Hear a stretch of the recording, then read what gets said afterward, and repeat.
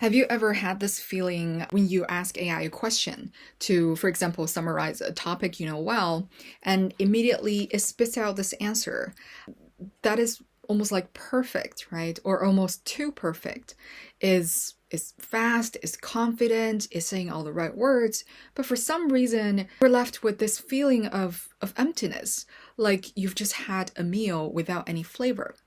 Now, that sensation, the feeling that even when the answer looks perfect, there's still like something crucial missing here, is what I want to talk about with you today. Now, we live in this world where we're just getting flooded with all of this perfect answers generated by AI, and that can be anxiety inducing for a lot of people. I mean, we're all sort of going through this existential crisis to some extent. If AI can already generate perfect answers, what are we as humans left to do? Now, lately I've come to think that actually this new reality we're in is not a threat, but actually an invitation. An invitation to invite us to stop chasing the perfect answers and start focusing on, or at least thinking about, what it is that makes us uniquely human. Now, this is what I call the end of the perfect answer. Of course, don't get me wrong, AI is incredible, and I'm a huge advocate of and user of AI as well. Talking to AI is like having access to the world's most comprehensive library. And that librarian has read every single book in that library. Just, seen all this vast amount of information and be able to synthesize it into this clean structure summaries really quickly. But there is one thing that we should be thinking about here, is that while it can do that, that training set of AI is actually composed of everything, or almost everything, that we humans were able to pin down and encode in artifacts. And that got me thinking about this really important question that I think everyone should be thinking about. If AI knows all the answers within that given library of our encoded artifacts, what happens when the answer we want or need isn't in that library? And that missing ingredient, the secret sauce to all the human breakthroughs in the future, I believe, is what I call the human signal. It is actually the vast unwritten experience that are just simply not present in AI's training set. And this could be your lived experiences, your intuition, your gut feelings, all of those things that are really hard to put down into words, or we didn't simply have the time to put it down into words. And that actually becomes more and more valuable in this current stage when AI is getting better and better. That missing information from AI's training dataset is actually where we as humans can thrive and where we can have a unique contribution or unique value. So in this sense, even though you can chat with AI to get ideas, get inspiration, you're still sort of working within this closed loop. Within this library of all the existing knowledge encoded in AI's memory. To find that human signal is to really step outside that library and to invite the human signal in.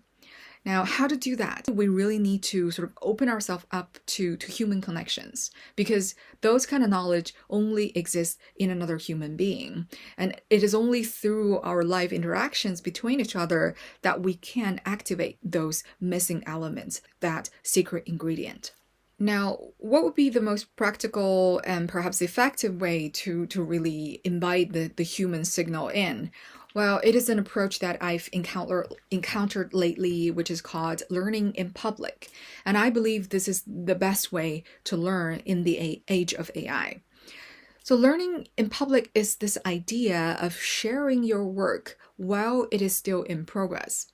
That is, you don't wait for when you reach the end destination, when you have a polished product. You share whatever you can, or whatever you're currently working on, with the public, with other people. And this actually creates a dynamic feedback loop where you invite diverse perspectives, right? Like people who will see your process, and they may share behind the scenes stories that you wouldn't normally find in published papers, for example. And another thing that I think this approach is really valuable and powerful is that it demystifies the process of developing expertise. So we used to think or see other experts or authority figures giving you this polished look in the end, right? And we have no idea how they actually got there. I mean, of course, we can ask them, like in interviews, in podcasts, we hear people getting asked how they got here, reflecting on their journey. But that, I would say, is something that's highly subjective, like something that your brain, your rational part of the brain actually rationalize their experience and finding this sort of coherent story that may or may not be true anymore. So what is missing usually, again, from the final record is the process, the messy process of how it actually happened. And as we all know, as anyone who studied any psychology know, that human memories are not reliable. So we really want a more living record of the journey, of the process, of how we got from the starting point to the end. And learning in public is the perfect way to do that. And this to me is a really big revelation because I'm working in academia. And actually the mode, at least the mainstream mode of work in academia, is that you hide the process, or at least you don't have a proper formal outlet to share the process. We usually work in private, we work in secret, we protect our ideas and we keep polishing it.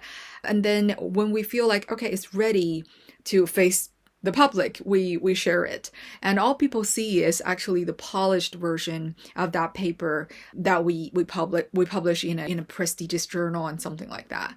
And this is essentially reinforcing authority and perfection. But that's like in sharp contrast to this learning in public approach, which I believe is where we can really find the human signal. Now here I'm going to be honest with you again, like even though I genuinely believe in the power of learning in public, this is still somewhat of a struggle for me. It's really hard for me to sort of rewire myself from the traditional way of working in secret to sort of sharing my half-baked ideas in public.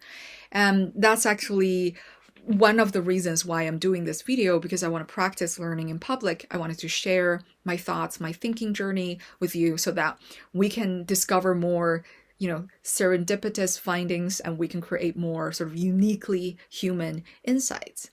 And in fact, let me just share with you a personal story, something that happened to me yesterday. So I got invited to share my experience with publishing in Chinese academic journals with a group of teachers. And I actually only ever published one or so author paper in a Chinese journal. So my instinct was to say no. And indeed, I said no to the person who invited me.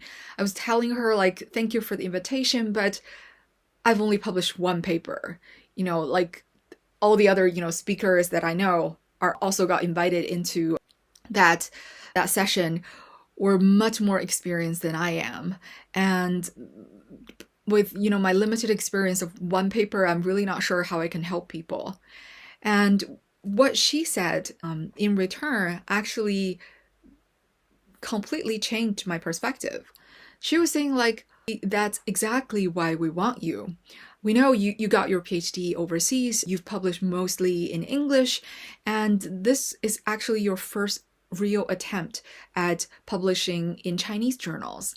And that kind of experience, it can be very valuable to the teachers who are also sort of in the beginning stage of the journey, to share how you got over your fears, your anxieties, how you successfully published that paper can be actually more powerful than, having the teachers hearing only from experienced, seasoned professionals. And that actually clicked for me at that moment. It was a mindset shifting experience. And I just realized that they don't want perfection from me. Actually, they want the human side of me, right? They want the human signal. Now, in the old days, I would probably feel really terrified and anxious, or even, like some form of imposter syndrome, to feel that, who am I to speak, to share, as one of the most junior speaker in the room. Now, in this new age, I actually think that's my greatest asset. And this is where I can actually stand out, because of, sharing, making the journey more open and transparent to people. And so that's my latest revelation, and hopefully that's of some inspiration to you as well. And before we wrap up today's video, I also want to ask you one question. So what is a small, messy idea that you have been holding back? So please share your thoughts, share your learning journey in the comments, and let's see what serendipity we can uncover and create together. Thank you for thinking about this with me together, and I'll see you in my next video.